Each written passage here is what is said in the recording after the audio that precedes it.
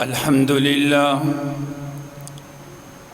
لله وكفى وسلام على عباده الذين اصطفى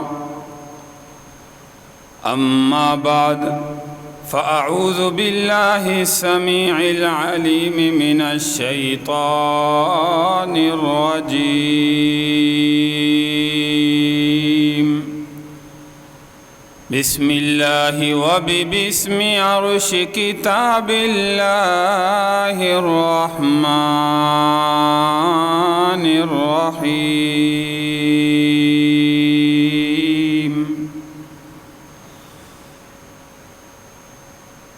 ولا تقولوا لمن يقتل في سبيل الله أموات بل أحياء ولكن لا تشعرون. وقال في موضع آخر أينما تكونوا يدرككم الموت ولو كنتم في بروج مشيدة. صدق الله مولانا العظيم. رب شرح لي صدري ويسر لي أمري واحلل عقدة من لساني يفقه قولي. رب زدني علما رب زدني علما رب زدني علما. سبحانك لا علم لنا إلا ما علمتنا إنك أنت العليم الحكيم. يا رب صل وسلم دائما أبدا على حبيبك خير الخلق كلهم. تمام احباب پیارے پیغمبر صلی اللہ علیہ وسلم کی ذات مبارکہ پر اور آل رسول پر جو ہے وہ درود پاک پڑھ لیں. اللہم صلی علی محمد وعلی آل محمد کما صلیت علی ابراہیم وعلی آل ابراہیم انک حمید مجید. اللهم بارك على محمد وعلى آل محمد كما باركت على إبراهيم وعلى آل إبراهيم إنك حميد مجيد. قابل صد احترام سامعین کرام، بزرگوں، دوستوں، پردہ نشین ماؤں بہنوں، محرم الحرام کا مہینہ چل رہا ہے. گزشتہ آپ کے سامنے نواسہ رسول اور آل رسول کے افراد اور میدان کربلا کے اندر جو بہت بڑا ظلم ہوا اس کے متعلق گفتگو ملاحظہ فرمائی. اللہ تبارک و تعالی ہمیں بھی زندگی کے اندر ان صحابہ کرام رضی اللہ عنہم اجمعین کے نقش قدم پر چلنے کی توفیق عطا فرمائے. گزشتہ بھی میں نے تفصیلاً بتایا کہ ظالم بادشاہ کے سامنے ڈٹ جانا، ایمان پر قائم رہنا، یہ سب سے بڑا جہاد ہے. اللہ ہمیں بھی پوری زندگی حق سچ بات کہنے کی توفیق عطا فرمائے اور جھوٹ سے، دھوکے سے اللہ ہماری حفاظت فرمائے. نواسہ رسول اور سیدنا علی المرتضیٰ شیر خدا رضی اللہ تعالیٰ عنہ کے 9 بیٹوں کی شہادت، حضرت حسن رضی اللہ تعالیٰ عنہ کے 3 بیٹوں کی شہادت، حضرت حسین رضی اللہ تعالیٰ عنہ کے 2 بیٹوں کی شہادت، اسی طرح اور بھی اہل بیت عظام کے افراد کی شہادت، مکمل طور پر 72 شہداء کربلا کے اندر جو ہے اللہ کے نام پر جانوں کا نذرانہ پیش کر گئے. 21 افراد جن میں اہل بیت کے تھے اور باقی تمام تر صحابہ کرام رضی اللہ عنہم اجمعین جنہوں نے ظالم بادشاہ کے سامنے ڈٹ کر اللہ کے کلمے کو بلند کیا اور جانوں کا نذرانہ پیش کر دیا. گردن کٹ گئی لیکن ظالم بادشاہ کے سامنے جو ہے وہ جھکے نہیں. اگر یہ نظر جو ہے وہ جھکی، گردن جھکی تو صرف اور صرف اللہ کے آگے جھکی ہے، کیونکہ پوری زندگی نانا محمد الرسول اللہ صلی اللہ علیہ وسلم نے اس گردن کو جھکنے کا جو اللہ کی طرف سے جو ہے وہ اشارہ تھا اور دنیا میں جو طریقہ سکھلایا، تربیت فرمائی، صرف اور صرف گردن کو اللہ کے سامنے جھکانے کا جو ہے وہ ارادہ فرمایا۔ اور نواسہ رسول آپ کے تمام تر بھائیوں نے، بھتیجوں نے صرف اس گردن کو جھکایا تو اللہ کے آگے جھکایا، ظالم بادشاہ کے آگے جو ہے وہ نہیں جھکنے دیا۔ اللہ تبارک و تعالی ہمیں بھی ان صحابہ کے نقش قدم پر چلنے کی توفیق عطا فرمائے۔ گزشتہ آپ کے سامنے ذکر کیا میدان کربلا کے اندر جو ظلم ہوا، کس طریقے سے پس منظر کیا تھا اور کس طریقے سے دھوکے سے بلا کر میدان کربلا کے اندر جو ہے نواسہ رسول کو اور متعلقین کو، اہل بیت عظام کے افراد کو شہید کیا گیا۔ خیر، ان شہادتوں کی داستان کے بعد جب نواسہ رسول سجدے میں گئے، یہ یقیناً واقعہ ایسا ہے مکمل طور پر میرے خیال سے نہ میں کوئی صحیح طریقے سے بیان کر سکتا ہوں کہ جتنا بڑا ظلم تھا، نہ کسی کے اندر سننے کی طاقت اور ہمت ہے۔ آج ایک عام انسان کی گردن کٹ جائے، برے طریقے سے قتل ہو جائے، ہم اس کو نہیں دیکھ سکتے، اور ادھر نواسہ رسول وہ نوجوان جو اللہ کے نبی کے کندھوں پر سواری کر کے کھیلتا رہا ہو، جو نماز کے اندر بھی اللہ کے نبی کے اوپر سواری کرتا نظر آئے، وہ نوجوان، وہ بچے کہ جن کو دنیا میں اللہ کے محبوب فرمائے کہ یہ دونوں میرے شہزادے جنت کے پھول ہیں، سیدہ شباب اہل الجنہ والحسن والحسین، یہ جنت کے نوجوانوں کے سردار ہیں۔ ایسے نواسہ رسول، اہل بیت کے افراد میدان کربلا میں کس طریقے سے کٹے، اللہ تبارک و تعالی ایسے ظلم سے محفوظ فرمائے، اور یقیناً ان ظالموں کو دنیا میں بھی سزا ملی اور آخرت کے اندر بھی اللہ ان کو جو ہے وہ ضرور سزا عطا فرمائے۔ تو میرے بھائی، جب یہ قافلہ بچا کچا جتنے بھی افراد بچے تھے یزید کے دربار میں پہنچا، اس سے پہلے سیدنا حسین ابن علی رضی اللہ تعالیٰ عنہ کو جب شہید کیا گیا، میدان کربلا کے اندر نماز کا وقت ہوا، شمر سے درخواست کی کہ ہمیں نماز پڑھنے دو، نماز میں جنگ کو روک دیا جائے، شہادتوں کو روک دیا جائے، لیکن اس نے کہا کہ حسین، نماز کا بھی وقت آج تمہیں نہیں ملے گا۔ حضرت حسین نے فرمایا کہ نماز کا وقت تم نہیں دیتے، لیکن یہ نواسہ رسول اللہ کے سامنے سجدہ کر کے دکھلائے گا، چاہے تیروں کی بچھاڑ میں کرے، تلواروں کے سائے میں کرے گا، آج تمہارے سامنے یہ نماز پڑھ کے دکھائے گا۔ جان جاتی ہے چلی جائے، یہ امت کو خدا کی قسم پیغام دے کے گئے، اے امت کے نوجوانوں، اے امت کے بچوں، اے امت کے بوڑھے افراد کو بھی تمام تر کو پیغام دے کے گئے کہ دنیا میں جتنی بھی مصروفیت ہو، جب اللہ کی طرف سے بلاوا آ جائے، دنیا کے ہر کام کو چھوڑ کر اللہ کے سامنے جھکنے والے بن جاؤ، اللہ دنیا میں بھی کامیاب کریں گے، تمہیں آخرت میں بھی کامیاب کریں گے۔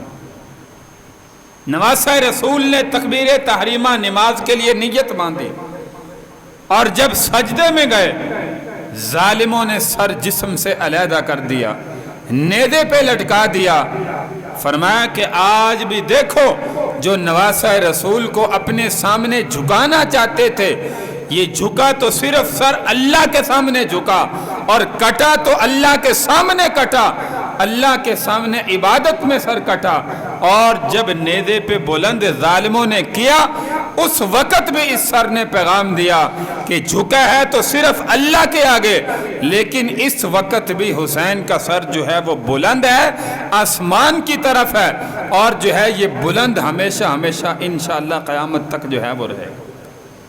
اور ہمارا ایمان اور عقیدہ ہے کہ حسین کل بھی زندہ تھا، حسین آج بھی زندہ ہے۔ اللہ کا قرآن اعلان کرتا ہے وَلَا تَقُولُوا لِمَنْ يُقْتَلُ فِي سَبِيلِ اللَّهِ أَمْوَاتٌ بَلْ أَحْيَاءٌ وَلَكِنْ لَا تَشْعُرُونَ، کہ جو اللہ کے سامنے اللہ کے راستے میں قتل کر دیا جائے، شہید کر دیا جائے، وَلَا تَقُولُوا لِمَنْ يُقْتَلُ فِي سَبِيلِ اللَّهِ أَمْوَاتٌ، اسے کبھی زندگی میں مردہ نہ کہنا، بلکہ وہ زندہ ہے، لیکن اس زندگی کا علم اے انسانوں تمہیں جو ہے وہ علم نہیں ہے۔ دوسرے مقام پہ فرمایا وَلَا تَحْسَبَنَّ الَّذِينَ قُتِلُوا فِي سَبِيلِ اللَّهِ أَمْوَاتًا بَلْ أَحْيَاءٌ وَلَكِنْ لَا تَشْعُرُونَ، اللہ کہتا ہے جو اللہ کے راستے میں قتل کر دیا جائے کیا تم اسے مردہ سمجھتے ہو، مردہ گمان کرتے ہو؟ فرمایا اسے مردہ گمان نہ کرو، بل احیاء عند ربهم یرزقون، بلکہ وہ زندہ ہے، اللہ کے ہاں اسے روزی دی جاتی ہے، اسے رزق دیا جاتا ہے۔ تو سیدنا حسین ابن علی رضی اللہ تعالیٰ کا سر ابن زیاد کے سامنے جب رکھا گیا، یہ ظالم اپنے ہاتھ میں چھڑی لے کے حضرت حسین کے لبوں پر مارنے لگا۔ ساتھ ایک صحابی رسول بوڑھے صحابی حضرت زید بن ارقم رضی اللہ تعالیٰ عنہ موجود تھے۔ اس نے کہا بدذات اپنی چھڑی کو پیچھے کر، خدا کی قسم میں نے ان لبوں پر اللہ کے نبی کو کئی مرتبہ بوسہ لیتے ہوئے دیکھا، پہلے بہت بڑا تم نے ظلم کر لیا۔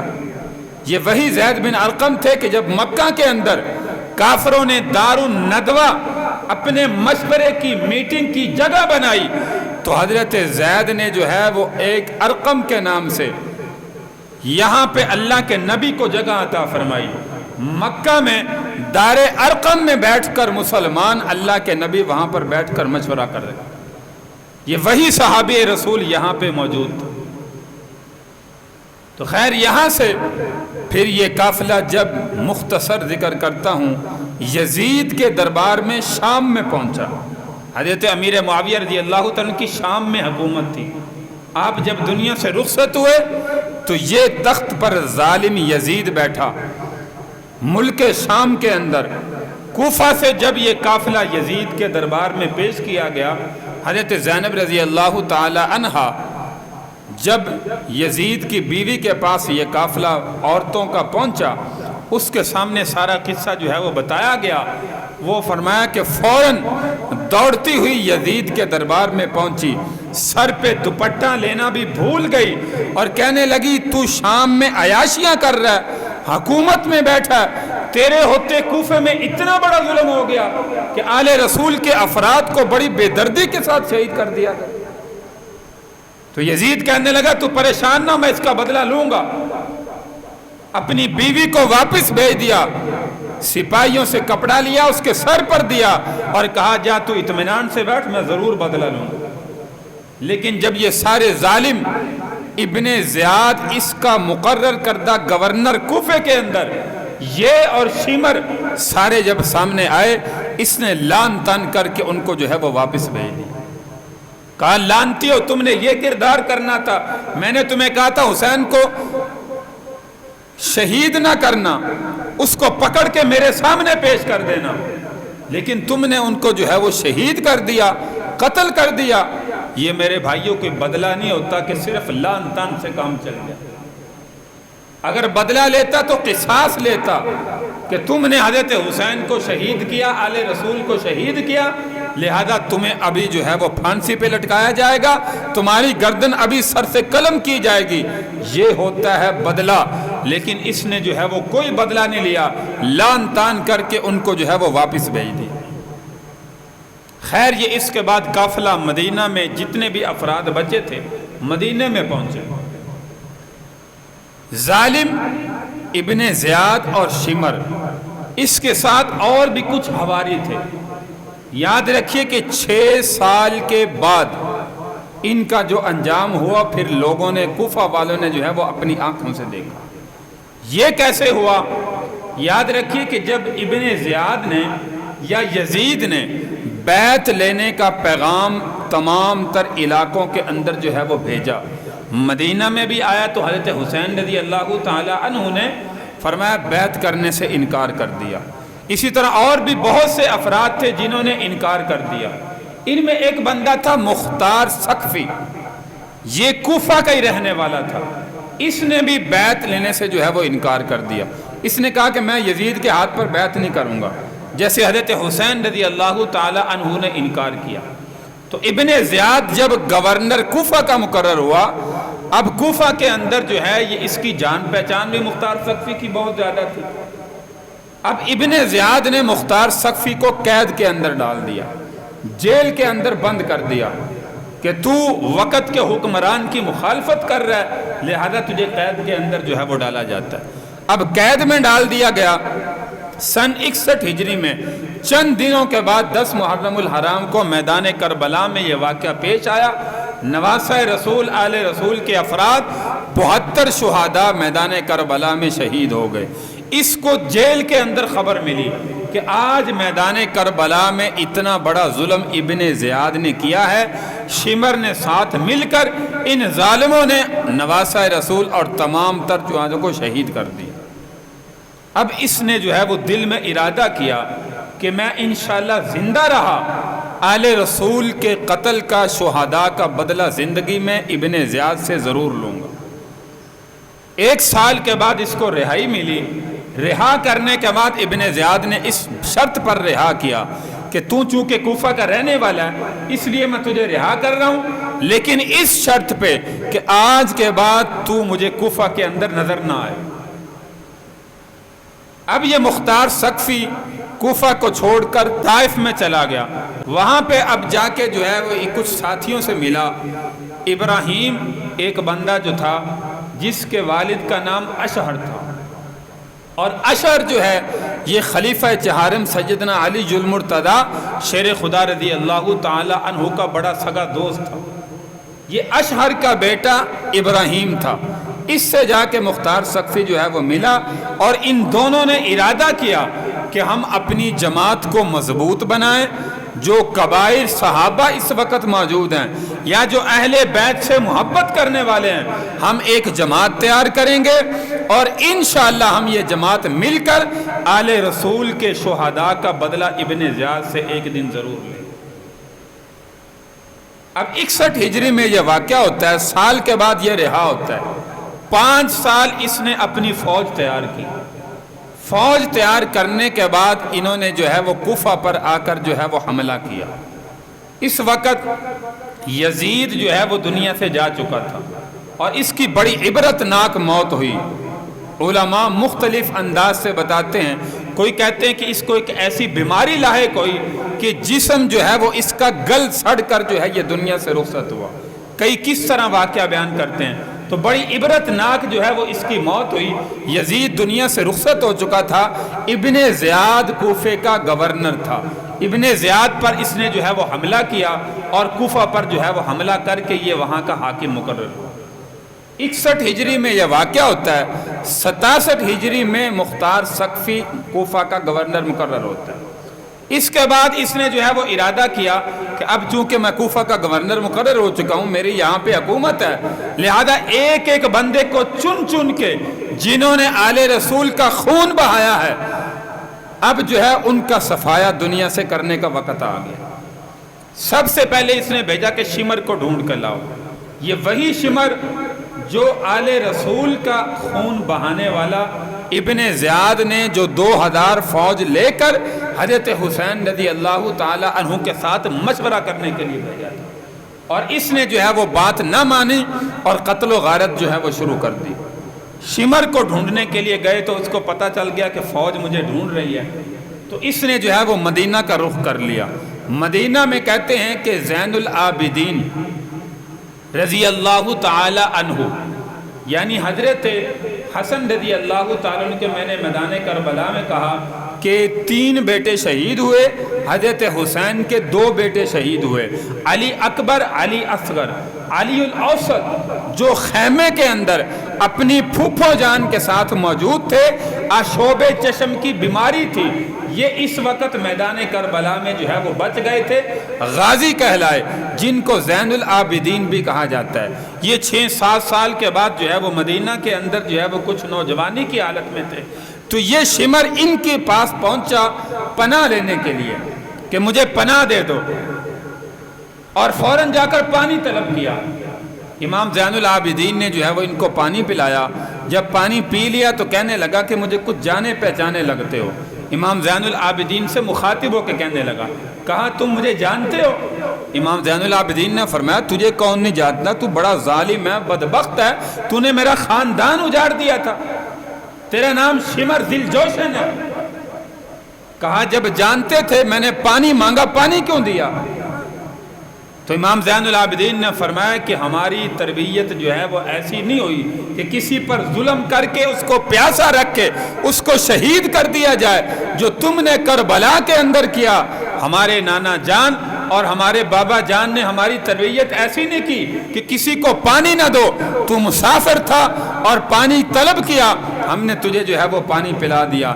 خیر یہاں سے یہ بھاگا، مدینہ کے اندر کسی علاقے میں جو ہے وہ چھپ گیا، پیچھے فوج مختار ثقفی کی پڑی ہوئی تھی، انہوں نے ڈھونڈ کر اس کو جو ہے وہ تلاش کیا، اور تلاش کرنے کے بعد مختار ثقفی کے سامنے کوفہ کے اندر پیش کر دیا۔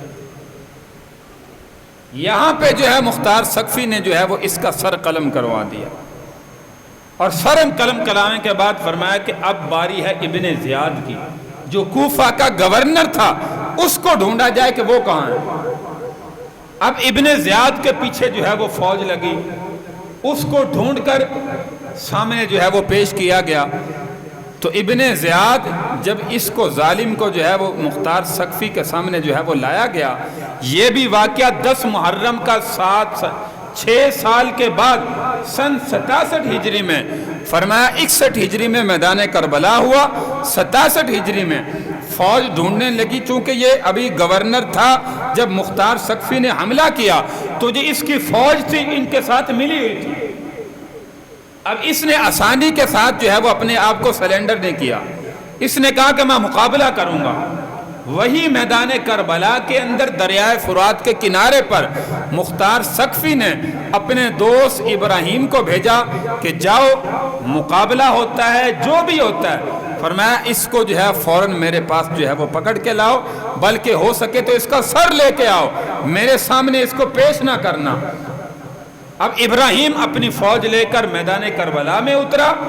وہی 6 سال کے بعد 10 محرم کے دن یہاں پہ پھر لڑائی ہوئی، اور مختار ثقفی نے جو ابراہیم بن ادم کو بھیجا، یہ یہاں پر جا کر جو ہے وہ اس نے ابن زیاد کو اپنے نیچے میدان جنگ میں گرایا، اور گرا کر ہاتھ میں تلوار لی اور کہا کہ ظالم یاد کر، آج سے 6 سال پہلے اسی میدان کے اندر تو نے نواسہ رسول کا سر اتارا تھا، اتنا بڑا ظلم کیا تھا، آج تیری باری ہے۔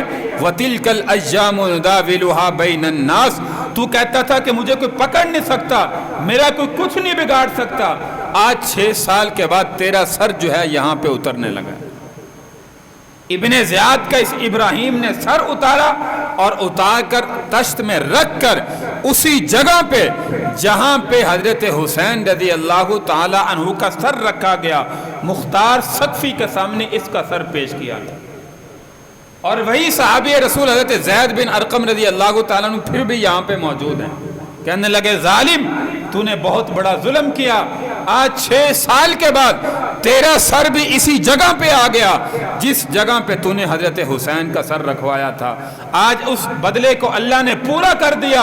وَتِلْكَ الْأَيَّامُ نُدَاوِلُهَا بَيْنَ النَّاسِ، یہ ایام بدلتے رہتے ہیں، ظالم کا ظلم کبھی ہمیشہ نہیں رہتا، ایک نہ ایک دن ظالم کا ظلم جو ہے وہ ختم ہو جاتا ہے۔ حسین کل بھی زندہ تھا، حسین آج بھی زندہ ہے، لیکن آج کے بعد تیرا نام جو ہے وہ مردوں کی فہرست میں جا چکا۔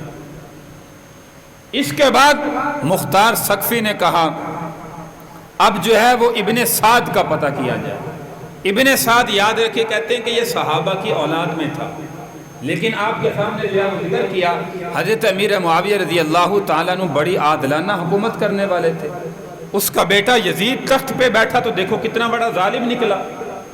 اسی طرح حضرت نوح علیہ السلام اللہ کے نبی ہیں، برگزیدہ پیغمبر ہیں، لیکن کنعان آپ کا بیٹا وہ نافرمان نکلا، بیوی نافرمان نکلی۔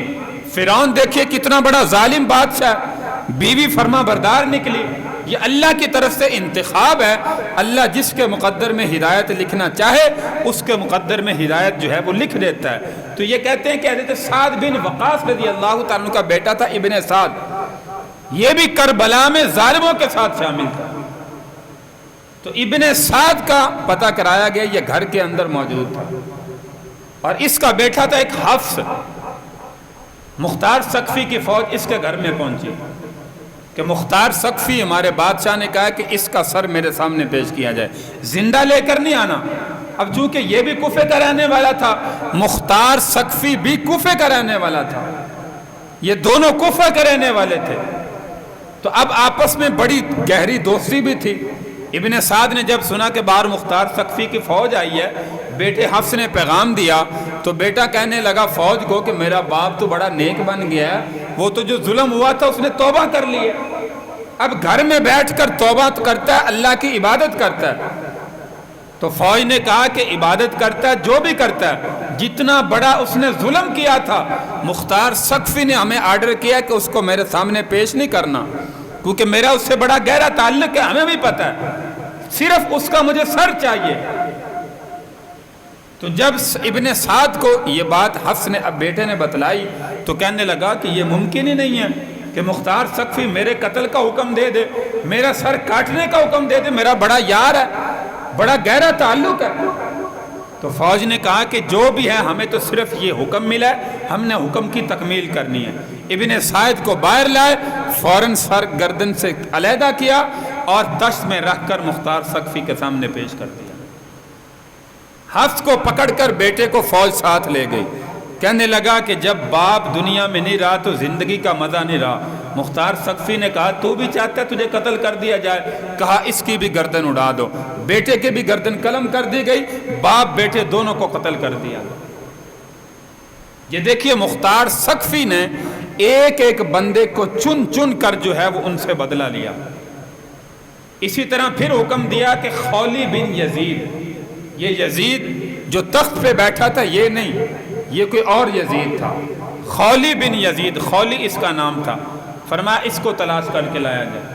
یہ بھی اس وقت جب حضرت حسین رضی اللہ تعالیٰ کو شہید کیا گیا تو یہ بڑے زور سے کوفہ میں اعلان کر رہا تھا، لوگوں غور سے سنو، حضرت حسین کا سر میں نے جسم سے نعوذ باللہ علیہ.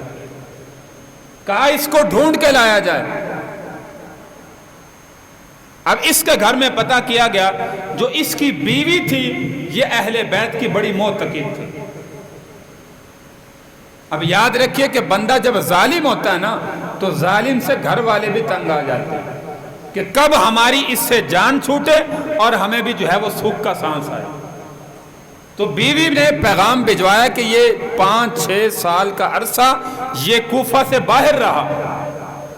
ابھی تھوڑا عرصہ پہلے جو ہے وہ کوفہ میں داخل ہوا ہے، اچانک پتہ چلا کہ مختار ثقفی یہاں پہ قابض ہو گیا ہے. اور جب پتہ چلا کہ ہر ایک کے جو ہے وہ گرفتاری کے آرڈر دے رہا ہے اور ان کے سر قلم کروا رہا ہے تو یہ پھر بھاگنے کا ارادہ کیا، لیکن ہر طرف فوج کھڑی تھی. گھر میں چھپ گیا، باہر نہیں نکلا. تو بیوی کو کہا کہ اگر فوج آئے تو میں گھر میں چھپ جاؤں گا، بتانا کہ وہ یہاں پہ نہیں رہتا، یہاں سے چلا گیا. تو تاریخ کی کتابوں میں لکھا ہے، ہمارے پرانے رواج کے مطابق جو ہے ہم جس میں مرغیاں بند کرتے ہیں ایک کھجور کی چھال کا ٹوکرا بنا ہوتا ہے، وہ گھر میں موجود تھا، اس کے نیچے جا کے چھپ گیا. بیوی کو کہنے لگا اگر پوچھنے آئے تو کہنا کہ یہاں پہ گھر میں موجود نہیں ہے. جب فوج آئی دروازے پر دستک دی، کہا خولی بن یزید کہاں ہے؟ تو بیوی نے بلند آواز سے کہا وہ تو گھر میں نہیں ہے، وہ تو یہاں سے چلا گیا. لیکن 7 انگلی سے اشارہ کیا کہ وہ ٹوکرے کے نیچے چھپا ہوا ہے. کیونکہ اہل بیت سے بڑی محبت کرنے والے تھے، وہ بھی چاہتے تھے اس کا سر قلم ہو. اس نے جتنا بڑا ظلم کیا. تو میں نے کہا کہ جب بندہ ظالم ہوتا ہے تو گھر والے بھی ہاتھ جوڑتے ہیں کہ اللہ کرے اس سے ہماری جان چھوٹ جائے. اس خولی کو ٹوکرے کے نیچے سے نکالا گیا اور سامنے جا کر جو ہے مختار ثقفی نے کہا میرے سامنے نہیں لانا، اس کو کوفہ کے چوک کے اندر لٹکا دیا جائے زندہ کو. اور زندہ کو لٹکانے کے بعد کہا کہ کافی دن سے جو ہمارے کتے پیاس سے بھوکے چھوڑے ہوئے ہیں وہ اس پر چھوڑ دیے جائیں. جب وہ کتے چھوڑے گئے اس کے بعد کہا کہ اس کی لاش کو جو ہے اسی طرح آگ لگا دی جائے. اس طریقے سے وہ جہنم رسید ہوا, دنیا سے رخصت ہوا. تو میں نے کہا کہ ظالم کا ظلم ہمیشہ نہیں رہتا. مختار سقفی نے ایک ایک بندے کو چن چن کر جو ہے وہ دنیا کے اندر ان سے جو ہے وہ بدلہ لیا. اور میدان کربلا کے اندر جتنا بڑا ظلم انہوں نے جو ہے وہ کیا, اس طریقے سے مختار سقفی نے پوری پلاننگ کے بعد 5 سال اپنی فوج تیار کرنے کے بعد کوفہ پر حملہ کر کے پھر ایک ایک بندے سے جو ہے وہ اس طریقے سے جو ہے وہ بدلہ لیا. تو میرے بھائی یزید جو امیر معاویہ رضی اللہ تعالیٰ عنہ کا بیٹا تھا, اس کے متعلق اہل سنت والجماعت کا عقیدہ یہ ہے, یاد رکھیے اپنے ذہنوں سے وہم و گمان سے یہ بات جو ہے وہ نکال دیں. بعض ساتھی وہم میں رہتے ہیں, ہمارا اس کے متعلق عقیدہ کیا ہونا چاہیے. یزید کے متعلق ہمارا ویسے ظالم یہ بہت بڑا تھا, صرف یہی ظلم نہیں, آپ نے شاید تاریخ سنی نہ ہو, یہ تو ایک اہل نواسہ رسول اس کی حکومت میں شہید ہوئے. میدان کربلا میں اتنا بڑا ظلم ہوا, گورنر جو کوفہ کے مقرر ہوئے اسی نے کیے, اس کے بعد اس نے بڑے ظلم کیے. واقعہ حرہ مدینہ کے اندر جو ہے وہ پیش آئے, وہ بھی اسی ظالم نے کروایا. واقعہ حرہ کیا تھا شاید آپ نے سنا ہے, یعنی بعد میں انشاءاللہ کبھی ذکر کروں گا. اسی طرح مدینہ پر اس نے جو ہے وہ حملہ کیا, یہ واقعہ حرہ بھی اسی میں شامل ہے. اسی طرح خانہ کعبہ پر پتھر برسائے گئے, وہ بھی اسی کی حکومت میں برسائے گئے. اسی طرح بڑے بڑے ظلم اس نے کیے. لیکن اہل سنت والجماعت کا عقیدہ یزید کے متعلق یہ ہے کہ یہ فاسق اور فاجر ہے. کفر کا فتویٰ اہل سنت اس پر جو ہے وہ نہیں لگاتے, کیونکہ مسلمان تھا لیکن ظالم بہت بڑا تھا, فاسق اور فاجر ہے. اسی لیے اہل سنت ہمارا عقیدہ ہے اس پر جو ہے وہ لعنت نہ کی جائے, کیونکہ لعنت اس پر کی جاتی ہے جس کا کفر جو ہے وہ واضح ہو. لیکن چونکہ اس کا کفر واضح نہیں ہے, فاسق اور فاجر ہے, ظالم ہے, اس وجہ سے اہل سنت کہتے ہیں کہ اس کا اور اللہ کا معاملہ ہے. اللہ اس کو آخرت میں جہنم میں ڈالے گا, اللہ آخرت میں اس کو عذاب دے گا, یا اللہ اس کو بخش دے گا. یہ اہل بیت پر ظلم کے علاوہ بھی اس کے بڑے جو ہے وہ ظلم ہے. تو یہ بندے کا اور اللہ کا معاملہ ہے. اس لیے ہمارا عقیدہ اس پر خاموشی کا ہے. ہم اس پر نہ اس پر لعنت کرتے ہیں نہ اس کو پاک صاف کہتے ہیں.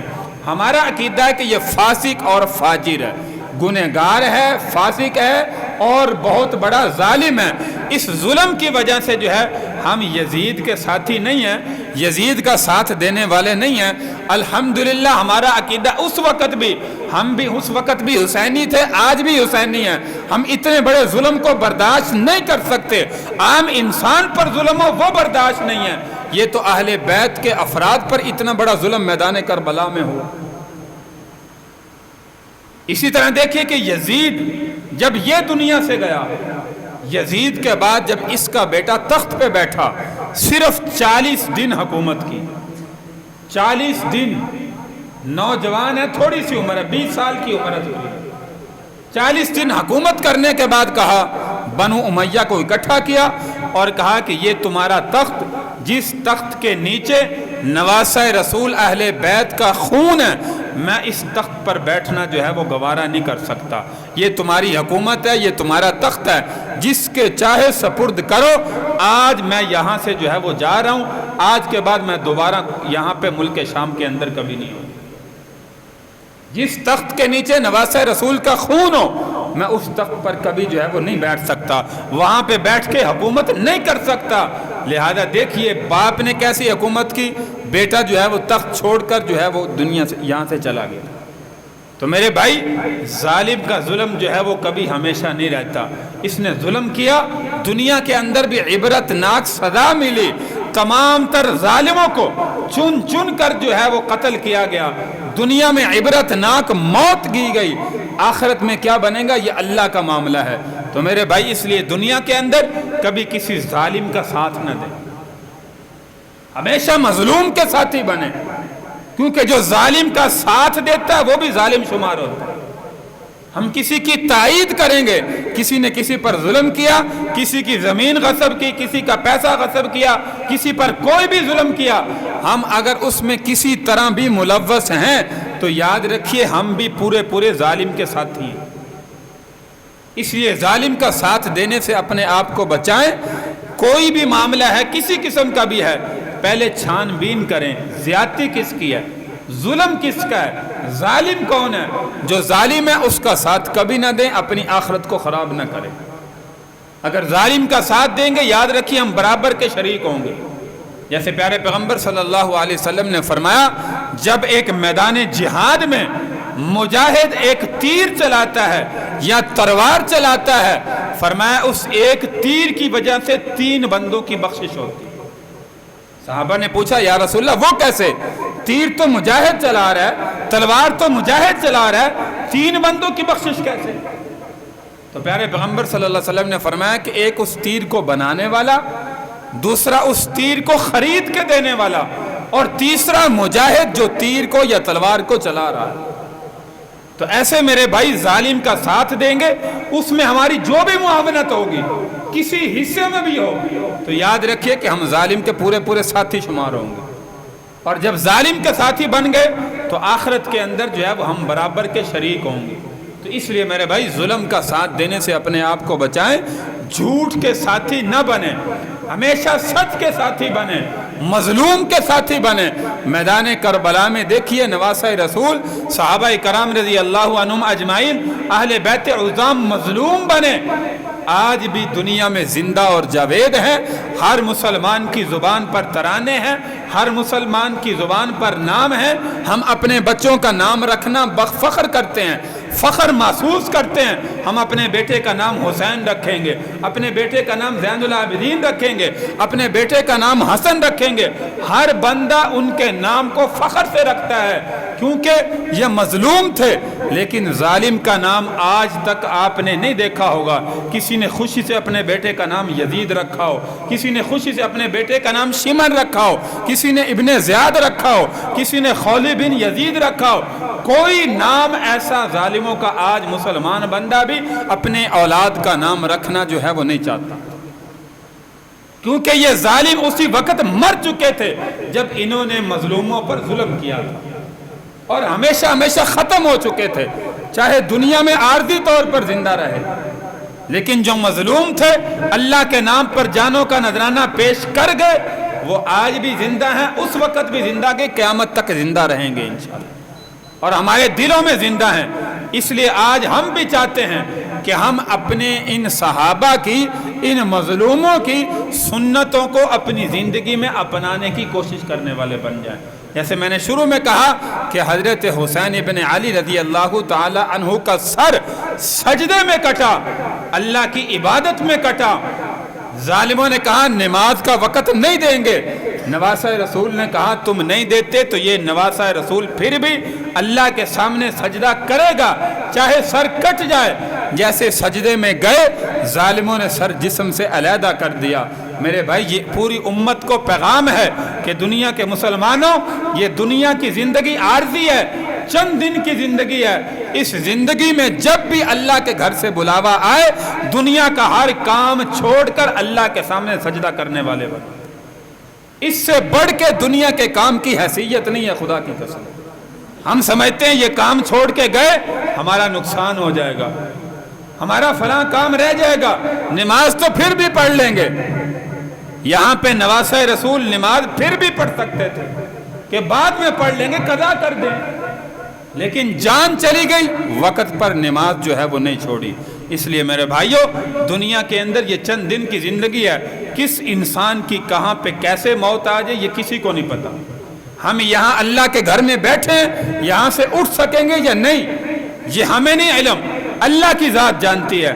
بازار میں بیٹھے ہیں، گھر میں بیٹھے ہیں، سڑک پر چل رہے ہیں، کہاں پہ گر کے موت آ جائے کسی کو نہیں پتا۔ موت پہلے بتا کے نہیں آتی کہ فلاں دن میں تیری موت ہے، تیاری کر لے، توبہ کر لے، اس کے بعد تیری موت آ جائے گی۔ اس لیے ہر وقت اپنی موت کی تیاری رکھیں، ہر وقت اللہ کے سامنے عاجزی انکساری کے ساتھ توبہ کریں۔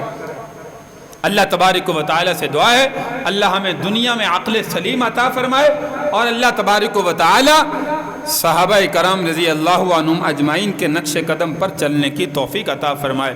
وآخر دعوانا ان الحمد للہ رب العالمین۔